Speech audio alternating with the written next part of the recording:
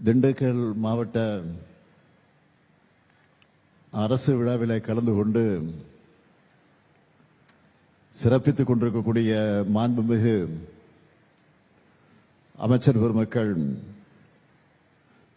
ஐ பெரியசாமி அவர்களே, KKSSR ராமச்சந்திரன் அவர்களே, பெரிய கருப்பன் அவர்களே, சக்கரபாணி அவர்களே, நாடாளுமன்ற உறுப்பினர்கள் அருமை சகோதரி ஜோதிமணி அவர்களே, திரு சச்சிதானந்தம் அவர்களே, சட்டமன்ற உறுப்பினர்கள் அன்புக்குரிய தம்பி செந்தில்குமார் அவர்களே, திரு காந்திராஜன் அவர்களே, வாரியத்துடைய தலைவர் ரங்கநாதன் அவர்களே, மாநகராட்சியினுடைய மேயர் இளமதி அவர்களே, கூடுதல் தலைமைச் செயலாளர் திரு அதுல் ஆனந்த் IAS அவர்களே, துவக்கத்தில் அனைவரையும் வரவேற்று மகிழ்ந்திருக்கக்கூடிய மாவட்ட ஆட்சித்தலைவர் திரு சரவணன் IAS அவர்களே, வருகை தந்துள்ள உள்ளாட்சி அமைப்புகளின் பிரதிநிதிகளே, அரசு உயர் அலுவலர்களே, நலத்திட்ட உதவிகளை பெறுவதற்காக வந்துள்ள என் அன்புக்குரிய பயனாளி பெருமக்களே, என்னுடைய பாசத்திற்கும் பேரன்பிற்கும் உரிய மகளிர் சுய உதவிக்குழுவை சார்ந்திருக்கக்கூடிய எனது அருமை தாய்மார்களே, சகோதரிகளே, பத்திரிகை மற்றும் ஊடகத்துறை சார்ந்த நண்பர்களே, உங்கள் அனைவருக்கும் என்னுடைய அன்பான வணக்கத்தை நான் தெரிவித்துக் கொள்ள விரும்புகிறேன். திண்டுக்கல் புரட்சியின் பெயர், எழுச்சியின் பெயர், வீரத்தினுடைய பெயர். வரலாற்றை புரட்டி பார்த்தா பிரிட்டிஷ் படைகளுக்கு எதிரான போராடின வேலு நாச்சியாரும் மருது சகோதரர்களும் ஊமத்துறையும் தங்களோட அடுத்த கட்ட போராட்டத்தை நடத்துறதுக்கு திட்டமிட்ட ஊர்தான் இந்த வீரத்தினுடைய விளைநிலமாக இருக்கக்கூடிய இந்த திண்டுக்கல். சிறந்து நிற்கும் சிங்கங்கள் என்று தன்னுடைய படை வீரர்களை அழைச்ச ஐதர் அலியும்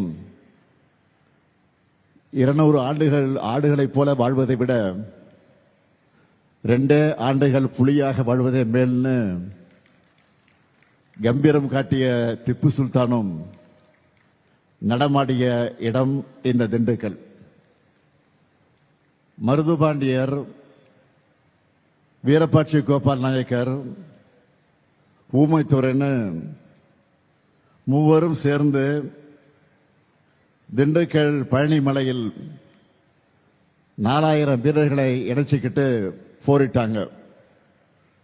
அப்படிப்பட்ட தீரர்கள் வாழ்ந்த இந்த திண்டுக்கல் மாவட்டத்தில் உங்களை எல்லாம் சந்திப்பதில் நான் அளவு கடந்த மகிழ்ச்சி அடைகிறேன், பெருமை அடைகிறேன். ஆங்கில புத்தாண்டை கொண்டாடிவிட்டு தமிழர் திருநாளாம் பொங்கல் நாளை வரவேற்க காத்திருக்கக்கூடிய உங்களுக்கு இனிப்பான சக்கரை பொங்கலை போல அறிவிப்பை வழங்கிட்டு தான் இங்க வந்திருக்கிறேன். எங்களை பொறுத்தவரையில் இது IP மாவட்டம்.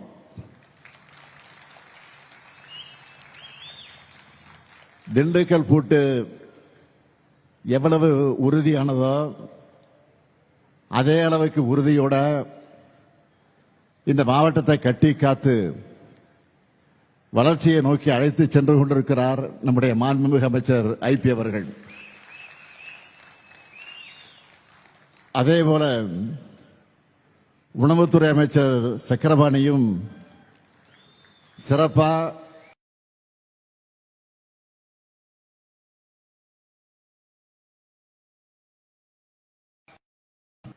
தொடர் வெற்றிக்கு சொந்தக்காரராக இருக்கிறார். அவருடைய துறையில நம்ம திராவிட மாடல் அரசு செஞ்சிருக்கக்கூடிய ஒரே ஒரு சாதனையை பற்றி நான் சொல்ல விரும்புகிறேன்.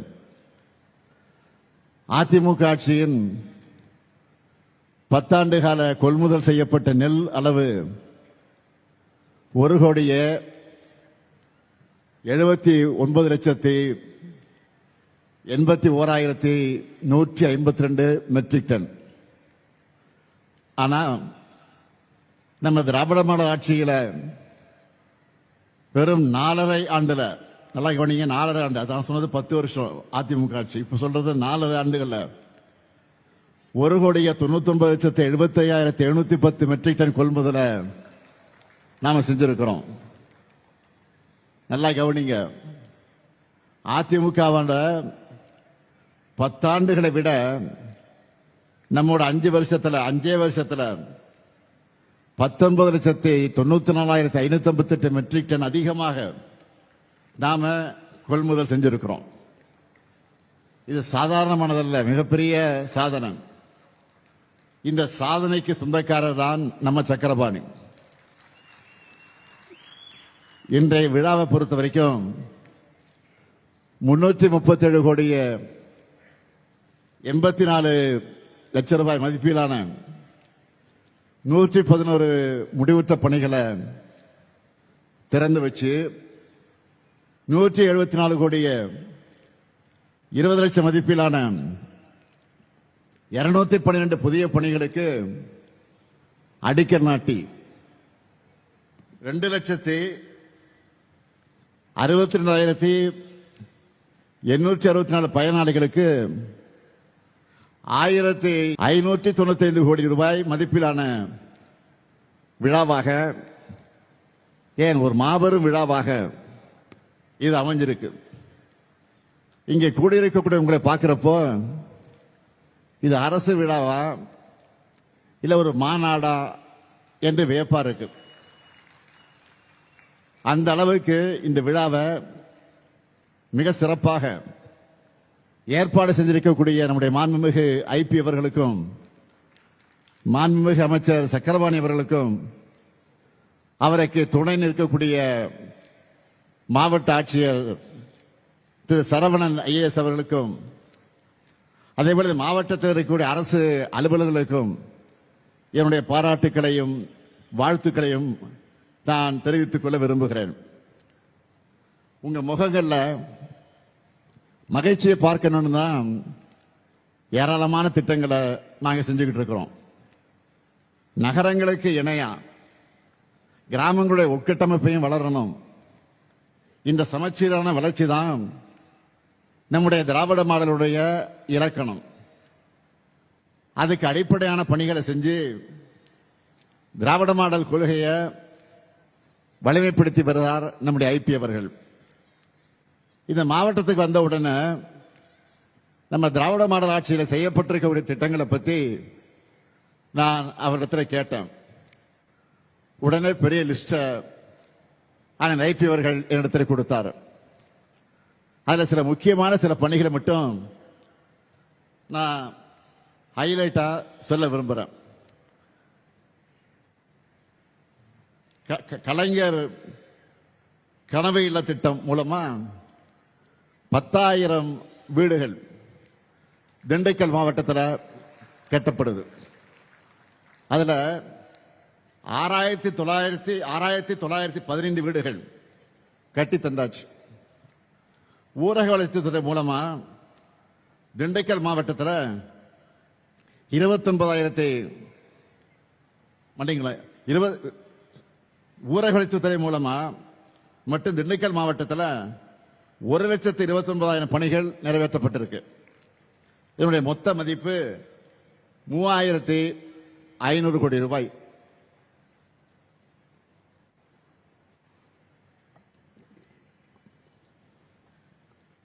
$27,973 பேருக்கு இலவச வீட்டுமனை பட்டா வழங்கப்பட்டிருக்கு.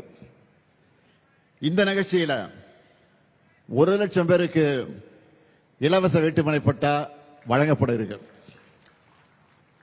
நான் பெருமையோடு சொல்றேன், தமிழ்நாட்டிலேயே திண்டுக்கல் மாவட்டத்தில் தான் அதிகப்படியான பட்டாக்களை வழங்குகிறோம்.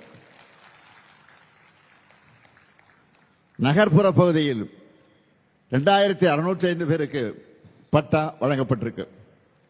நான் முதல்வன், புதுமை பெண், தமிழ் புதல்வன், கல்லூரி கனவு ஆகிய திட்டங்களின் மூலமா உயர்கல்வியில் சேரும் மாணவர்களின் எண்ணிக்கை 82 விழுக்காட்டிலிருந்து 99 விழுக்காடா உயர்ந்திருக்கு.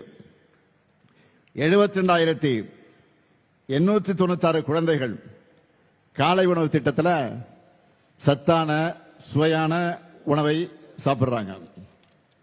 கலைஞர் மகளிர் உரிமை திட்டம் மூலமா திண்டுக்கல் மாவட்டத்தில் 4,433 பெண்களுக்கு மாதந்தோறும் 1000 ரூபாய் உரிமை தொகை வழங்கப்படுது. இப்போ இரண்டாம் கட்டமாக 53,179 பேருக்கு கொடுக்கிறோம். புதுமை பெண் திட்டத்தில் 11,858 மாணவிகளுக்கு மாதந்தோறும் 1000 ரூபாய் கிடைக்குது. தமிழ் புதல்வன் திட்டத்தில் 8,984 மாணவர்களுக்கு மாதந்தோறும் 1000 ரூபாய் கிடைக்குது. 6,64,000 பேர் மக்களை தேடி மருத்துவ திட்டத்தில் இன்றைக்கு பயனடைந்து கொண்டிருக்கிறார்கள். இன்னுயிர் காப்போம் நம்மை காக்க 48 திட்டத்தில் இதுவரை 9,000 பேரோட உயிர்களை காப்பாற்றி இருக்கிறோம். முதலமைச்சரின் விரிவான மருத்துவ காப்பீடு திட்டம் மூலமா இதுவரை 1,23,000 பேருக்கு உயிர் காக்கும் சிகிச்சைகள் வழங்கப்பட்டிருக்கு. நான் முதல்வன் திட்டம், அந்த திட்டத்தில் 89,000 மாணவர்களுக்கு திறன் பயிற்சிகள் வழங்கப்பட்டிருக்கு. உங்களுடன் ஸ்டாலின் முகாம் நடத்தினோம். அந்த முகாமில் இதுவரை 1,65,000 பேர் பயன்பெற்றிருக்கிறாங்க. அதேபோல் நலம் காக்கும் ஸ்டாலின் அந்த மருத்துவ முகாம்களில் 26,000 பேர் இதுவரை பயனடைஞ்சிருக்கிறாங்க. முதியோருக்கு மாற்று திறனாளிகளுக்கும் ரேஷன் பொருட்களை வீடு தேடி சென்று வழங்குகிற தாய்மான திட்டத்தில் 90,000 பேர் இந்த மாவட்டத்தில் பயன்பெற்றுக் கொண்டு வர்றாங்க. தொடர்ந்து அவங்க பயன்பெற்றுக் கொண்டிருக்கிறாங்க. ஒவ்வொரு மாதமும் அது வழங்கப்பட்டுக் கொண்டிருக்கிறது. அதேபோல் கலைஞரின் அனைத்து கிராம ஒருங்கிணைந்த வேளாண் வளர்ச்சி திட்டத்தின் கீழ் 64,000 பேர் பயன்பெற்றிருக்கிறாங்க. வெற்றி நிச்சயம் அந்த திட்டத்தில் பயிற்சி பெற்ற 166 இளைஞர்கள் வேலைவாய்ப்பு பெற்றிருக்கிறாங்க.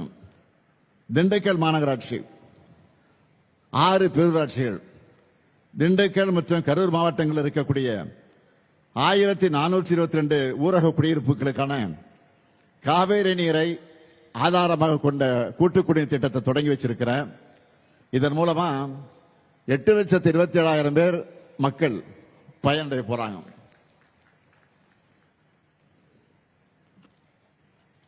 அடுத்து சின்னாலப்பட்டி பாளையம் சித்தையன்கோட்டை வத்தலகுண்டு பேரூராட்சிகளில் புதிய பேருந்து நிலையங்கள் கட்டப்பட்டிருக்கு.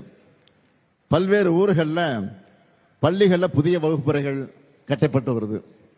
அருள்மிகு பழனியாண்டவர் மகளிர் கலைக்கல்லூரியில் கூடுதல் வகுப்பறைகள், நூலகம், ஆய்வகம் கட்டப்பட்டு வருது. இலங்கை தமிழர் மறுவாழ்வு முகாம், மகளிர் சுய உதவி குழுக்களுக்கான தொழிற்கூடம் கட்டப்பட்டிருக்கு. சிறுமலையில் பல்லுயிர் பூங்கா அமைக்கப்பட்டிருக்கு. இன்றைய விழாவில் அடிக்கல் நாட்டப்பட்டிருக்க மிக முக்கியமான திட்டங்களை சிலவற்றை மட்டும் நான் சொல்றேன். பழனி முருகர் கோயில், அந்த கோயிலுக்கு வரக்கூடிய பக்தர்கள் ஓய்வெடுக்க மண்டபம் கட்டப்படவிருக்கு. ஒட்டஞ்சத்திரம் நகராட்சி காந்தி மார்க்கெட் வளாகத்தில் மேற்கூரை அமைக்கக்கூடிய பணி நடந்து கொண்டிருக்கிறது.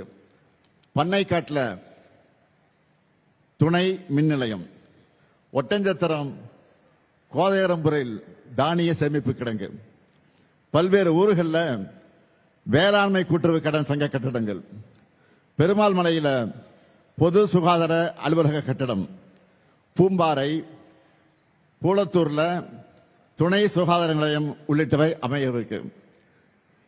இத்தனை முத்திரை திட்டங்களும் உட்கட்டமைப்பு பணிகளும் சிறு தொடக்கம் மட்டும்தான். அதுக்குன்னு இவ்வளவு தூரம் வந்துட்டு உங்களுக்கான புதிய அறிவிப்புகளை வெளியிடாம நான் போவேனா? போனால்தான் ஐபிஎன் விடுவாரா? சக்கரவாணி தொல்லை தாங்க முடியாதப்புறம் செந்திலாக இருந்தாலும் சரி, இங்க இருக்கக்கூடிய நாடாளுமன்ற உறுப்பினர் ஜோதிமணியாக இருந்தாலும் சரி, அதே போல நம்முடைய மார்க்சிஸ்ட் கம்யூனிஸ்ட் கட்சியினுடைய நாடாளுமன்ற உறுப்பினராக இருந்தாலும் சரி, அவங்களும் தொடர்ந்து கேட்பாங்க. ஆக இதையெல்லாம் உணர்ந்துதான் அடுத்த பாய்ச்சலுக்கான 8 புதிய அறிவிப்புகளை இந்த மேடையில் உங்க முன்னாடி வெளியிடுவதற்கு நான் மகிழ்ச்சி அடைகிறேன். முதலாவது அறிவிப்பு, திண்டுக்கல் மாநகராட்சி பகுதிகளில் சாலை, தெருவிளக்கு, குடிநீர் போன்ற அடிப்படை வசதிகள் 14 கோடியே 20 லட்சம் ரூபாய் செலவில் மேம்படுத்தப்படும். இரண்டாவது அறிவிப்பு, திண்டுக்கல் மாநகராட்சியில் இப்ப இருக்கக்கூடிய பழைய பாதாள சாக்கடை மற்றும் சுத்திகரிப்பு நிலையம் 8 கோடி ரூபாய் மதிப்பீட்டில் சீரமைக்கப்படும். மூணாவது அறிவிப்பு, பழனி தண்டாயுதபாணி சுவாமி திருக்கோயில் புனித தீர்த்தலங்களான இடுமன்குளம் மற்றும் சண்முகா நதி 6 கோடி ரூபாய் செலவில் மேம்படுத்தப்படும். நாலாவது அறிவிப்பு, புதிதாக தொடங்கப்பட்டிருக்கக்கூடிய நத்தம் கலை மற்றும் அறிவியல் கல்லூரிக்கு 18 கோடியே 50 லட்சம் ரூபாய் மதிப்பீட்டில் புதிய கட்டடம் கட்டப்படும். ஐந்தாவது அறிவிப்பு, அதிக அளவில் முருங்கை பயிரிடப்படுற ஒட்டஞ்சத்திரத்துக்கு பக்கத்தில் இருக்கக்கூடிய மார்க்கம்பட்டியில் உலக தரத்திலான முருங்கை ஏற்றுமதிக்கான பதப்படுத்து தொழிற்சாலை 7 கோடி ரூபாய் செலவில் அமைக்கப்படும். ஆறாவது அறிவிப்பு, கொடைக்கானல் மலைப்பகுதிக்கு வர்ற சுற்றுலா பயணிகளுக்கு 100 ஏக்கர் பரப்பளவுள்ள அனைத்து உட்கட்டமைப்பு வசதிகளுடன் கூடிய உலகத்தரம் வாய்ந்த சுற்றுலா முதலீட்டு பூங்கா கொடைக்கானல் வட்டம் வில்பட்டி ஊராட்சியில் சிப்காட் மூலமாக அமைக்கப்படும். ஏழாவது அறிவிப்பு, கண்விலை கிழங்கு உற்பத்தியில் நம் நாட்டிலேயே தமிழ்நாடு தான் முன்னணியில் இருக்கு. பெரும்பாலும் ஏற்றுமதி செய்யப்படும் இந்த பயிருக்கு நிலையான நியாயமான விலை கிடைக்க சம்பந்தப்பட்ட ஒன்றிய அரசு துறையோடு இணைந்து நடவடிக்கை எடுக்கப்படும். எட்டாவது அறிவிப்பு, ஒட்டஞ்சத்திரம் நகராட்சியில் அதிகமாக குடியிருப்புகள் பகுதிகளில் 17 கோடி செலவில் புதிய கழிவுநீர் கால்வாய் அமைக்கப்படும். ஆக இப்படி திண்டுக்கலுக்கு மட்டும் இல்ல, ஒவ்வொரு மாவட்டத்துக்கும் என்னென்ன தேவைகள் பார்த்து பார்த்து வேலையெல்லாம் செஞ்சுக்கிட்டு இருக்கோம். இதனால தமிழ்நாடு வரலாறு காணாத வளர்ச்சியை இன்றைக்கு பெற்று வீர நடை போட்டுக் கொண்டிருக்கிறது. உறுதியா நம்ம கூட நிக்குது. கடந்த 4 ஆண்டுகளா நாட்டு மக்கள் எல்லாருமே பாராட்டுகிற அளவுக்கு சாதனை திட்டங்களை செஞ்சுட்டு இருக்கக்கூடிய நம்ம திராவிட மாடல் அரசு 2026 புத்தாண்டு பிறந்ததுமே இன்னும் நிறைய திட்டங்களை அறிவிச்சிருக்கிறோம். நீங்க எல்லாரும் செய்திகளில் பார்த்திருப்பீங்க. அரசு ஊழியர்களோட 22 ஆண்டு கால கோரிக்கையான பழைய ஓய்வூதிய திட்டத்தை தமிழ்நாடு உறுதியளிக்கப்பட்ட ஓய்வு திட்டம் என்ற பெயரில் செயல்படுத்த நான் ஆணையிட்டு இருக்கிறேன். அரசு ஓய்வூதியம் என்பது அரசு பணியாளர்கள் மற்றும் ஆசிரியர்கள் ஓய்வுக்கு பிறகும் அவங்களுடைய வாழ்நாள் முழுவதும் மட்டுமல்ல, அவங்க வாழ்க்கை துணையோட வாழ்நாள் முழுக்க தொடர வேண்டிய சமூக பாதுகாப்பு, அதையும் மறுபடியும் நாம உறுதி செஞ்சிருக்கிறோம். இதன் மூலமா நிச்சயமற்ற எதிர்காலம் என்ற நிலையிலிருந்து நம்பிக்கை அளிக்கிற எதிர்காலத்தை நாம் உருவாக்கி இருக்கிறோம். இப்போ அரசு ஊழியர்கள் கொடுக்கிற பேட்டியெல்லாம் நீங்க பார்த்திருப்பீங்க. என்ன சொல்றாங்க? எங்க ஓய்வு கால வாழ்க்கையை முதலமைச்சர் அர்த்தமுள்ளதாக மாற்றி இருக்கிறார். இந்த அறிவிப்பு மூலம் 6.5 லட்சம் பேர் வாழ்க்கையில முதலமைச்சர் ஒளியேற்றி வச்சிருக்கிறார் என்று மகிழ்ச்சியோடு சொல்றாங்க. இன்னொரு பக்கம் நாட்டில் சாமானிய மக்கள் ஒருத்தர் கூட நிம்மதியா இருக்கக்கூடாதுன்னு நினைக்கிற ஒரு கூட்டம் இருக்கு. அவங்க என்ன சொன்னாங்க, இந்த திட்டத்தை எல்லாம் செய்யவே முடியாதுன்னு சொல்லிட்டு இருந்தாங்க. ஆனா நாம செஞ்சு காட்டியிருக்கிறோம். அதே போல அடுத்த முக்கிய அறிவிப்பு, தமிழ்நாட்டில் இருக்கக்கூடிய 2,22,91,710 அரிசி அட்டைதாரர்கள் தமிழர் திருநாளாக இருக்கக்கூடிய பொங்கல் நாளை கொண்டாட 3,000 ரூபாய் வழங்கப்படும் அறிவிச்சிருக்கிறோம். அந்த ரொக்கம் மட்டுமல்ல, பொங்கல் பரிசு தொகுப்பா 1 கிலோ பச்சரிசி, 1 கிலோ சர்க்கரை, ஒரு முழு நீள கரும்பு வழங்கவும் ஆணையிட்டு இருக்கிறேன். அது மட்டுமல்ல, பொங்கல் திருநாளை முன்னிட்டு வழங்கப்பட இருக்கக்கூடிய வேஷ்டி சேலைகள் எல்லா மாவட்டங்களுக்கும் இதுவரையில் எந்த வருஷமும் இல்லாத வகையில் முன்கூட்டி அனுப்பி வைக்கப்பட்டிருக்கு. நாளை நான் சென்னையில் பொங்கல் தொகுப்பு வழங்குவதை தொடங்கி வைக்க இருக்கிறேன். அதை ஒட்டி எல்லா மாவட்டத்திலையும் 3,000 ரூபாய் ரொக்க பணம், பரிசு தொகுப்பு, வேஷ்டி சேலைன்னு எல்லாம் சேர்த்து மொத்தமா 7,600 கோடி ரூபாய் மதிப்பீட்டில் வழங்க போறோம். வர்ற பொங்கல் உங்க முத்துவேல் கருணாநிதி ஸ்டாலின் உங்களுக்காக தரக்கூடிய மகிழ்ச்சி பொங்கல். இது மட்டுமா, 2 நாளைக்கு முன்னாடி 20 லட்சம் மாணவர்களுக்கு லேப்டாப், மடிக்கணினி லேப்டாப் வழங்கக்கூடிய திட்டத்தை, உலகம் உங்கள் கையில் என்கிற திட்டத்தை நான் தொடங்கி வச்சேன். அது முதற்கட்டமா 10 லட்சம் மாணவர்களுக்கு தமிழ்நாடு முழுக்க நாம கொடுத்திருக்கிறோம். இதனால அரசு பொறியியல், கலை மற்றும் அறிவியல், மருத்துவம், விவசாயம், சட்டக்கல்லூரி, பாலிடெக்னிக், ஐடிஐ போன்ற அனைத்து படிப்புகளை சார்ந்த மாணவர்களுக்கும் லேப்டாப் வழங்கப்படுது. டெல், ஏசர், HP போன்ற உலக தரமான கம்பெனிகளோட லேப்டாப்பை தான் நம்ம மாணவர்களுடைய கைகளில் நம்ம கொடுத்திருக்கிறோம். நீங்க நல்லா படிங்க, மற்ற எல்லாத்தையும் நான் பார்த்துக்கிறேன்னு உலக உங்கள் கையில நான் சொல்லியிருக்கேன், நிகழ்ச்சியில் சொல்லியிருக்கிறேன். ஆனா கடந்த ஆட்சியில இந்த திட்டத்துடைய நிலைமை என்ன? 2019ஆம் ஆண்டு பழனிசாமி அவர்கள் முதலமைச்சராக இருந்தப்போ மாணவர்களுக்கு லேப்டாப் வழங்குற திட்டத்தை நிறுத்திட்டாரு. எப்போ? 2019ஆம் ஆண்டு நிறுத்திட்டார். அப்ப அதுவும் CAG அறிக்கை என்ன சொல்லிச்சு தெரியுமா? 68 கோடி ரூபாய் மதிப்பில் வாங்கப்பட்ட 55,000 லேப்டாப்புகளை வீணடிச்சுட்டாங்கன்னு CAG அறிக்கையில வெட்ட வெளிச்சமாக சொன்னாங்க. அதிலே வெளியிடப்பட்டிருக்கு. இது பத்தி மாண்புமிகு எதிர்க்கட்சி தலைவர் பழனிசாமி அவர்களுக்கு ஏதாவது சந்தேகம் இருந்தா 2023ஆம் ஆண்டு ஏப்ரல் மாதம் தமிழ்நாடு சட்டமன்றத்தில் தாக்கல் செய்யப்பட்டிருக்கிற அறிக்கை எடுத்து நீங்க பார்க்கலாம், ஆதாரமா இருக்கு. சோசியல் மீடியாவில் 2 நாளைக்கு முன்னாடி ஒருத்தர் ஒரு செய்தியை போட்டிருந்தார்.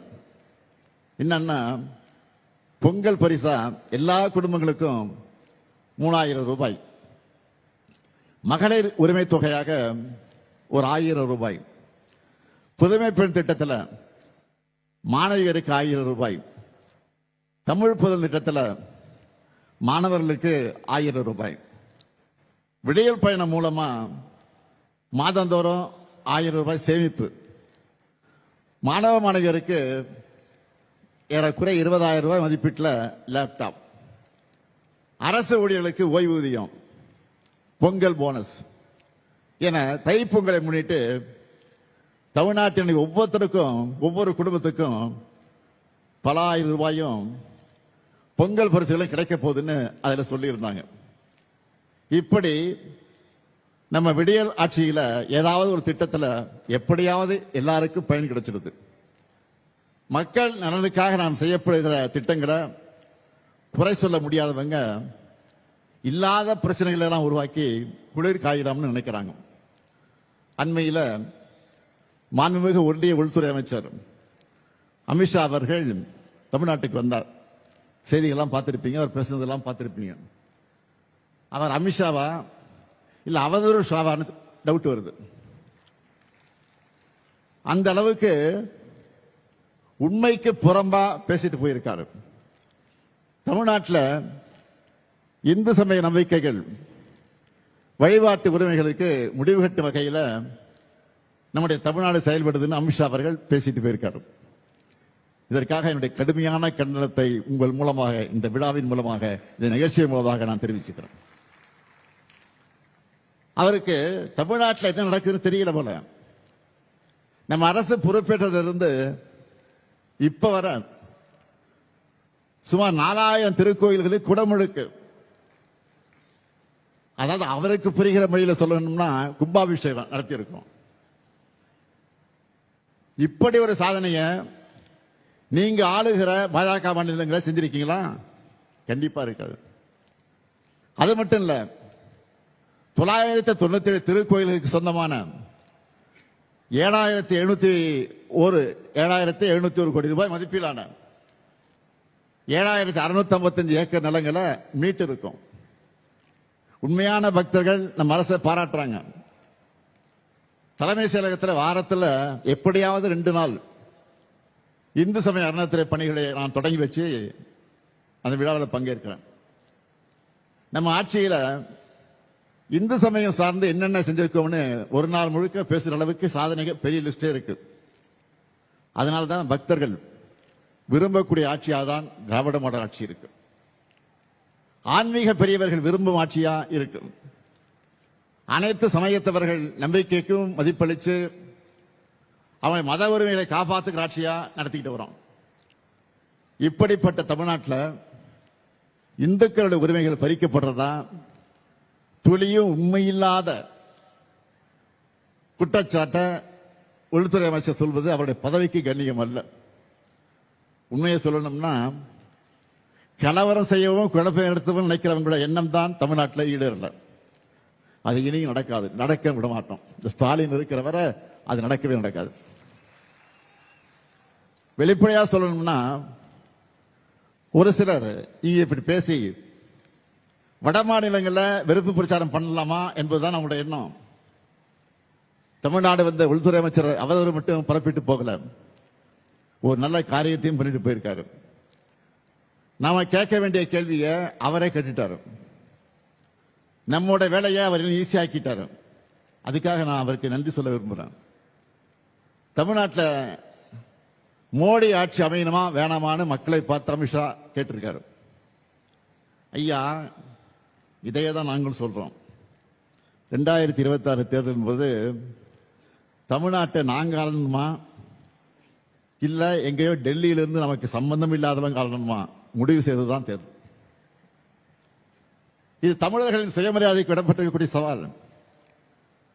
அதிமுக கூட்டணிக்கு வாக்களிச்சா பாஜக தான் தமிழ்நாட்டை ஆளணும்னு நாங்க சொல்லி புரிய வைக்க வேண்டிய அவசியம் இல்லை. அமித்ஷா அவர்கள் நேரடியாகவே ஒப்புதல் வாக்குமூலம் தந்திருக்கிறார். நீட்டை விடாப்பிடியாக திணிக்கிற, தமிழ்நாட்டுக்கான கல்வி நிதியை விடுவிக்காம தேசிய கல்விக் கொள்கையை திணிக்கிற, தொகுதி மறுவரை என்கிற பேர்ல தமிழ்நாட்டின் ஜனநாயக வலிமையை குறைக்கிற, வடமாநிலங்களை தமிழர்களை கொச்சைப்படுத்துகிற பிஜேபி ஆட்சி அமையதான் எதிர்க்கட்சி தலைவர் பழனிசாமி பாடுபடுகிறார். அம்மையார் ஜெயலலிதா அவர்களுடைய மறைவுக்கு பிறகு தமிழ்நாட்டில் பாஜகவோட பிராக்சி ஆட்சி நடந்துச்சு. கடந்த 5 ஆண்டுகளாக தான் அதிலிருந்து நாம் தமிழ்நாடு மீண்டு தலைநிமிர ஆரம்பிச்சிருக்கோம். இப்ப நேரடியாகவே பாஜக ஆட்சியை சொல்லிட்டு வராங்க.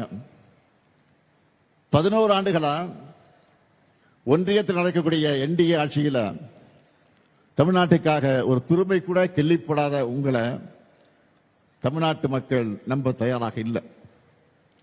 2019, 2021, 2024 கடந்த 3 தேர்தல்களையும் படுதோலை பரிசா தந்ததும் உங்களுக்கு இது புரியலையா? தமிழ்நாட்டுக்கு ஓரவஞ்சப்பட்டதை நீங்க மாத்திக்காதப்ப தமிழர்கள் மட்டும் தங்களுடைய முடிவை மட்டும் எப்படி மாத்திக்குவாங்க?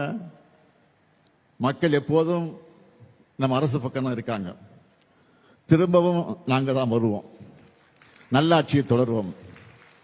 எதிலும் நம்பர் 1, எல்லா துறையிலும் ஏற்றம்னு இதுவரை காணாத வளர்ச்சியை நோக்கி தமிழ்நாட்டை கொண்டு செல்வோம்.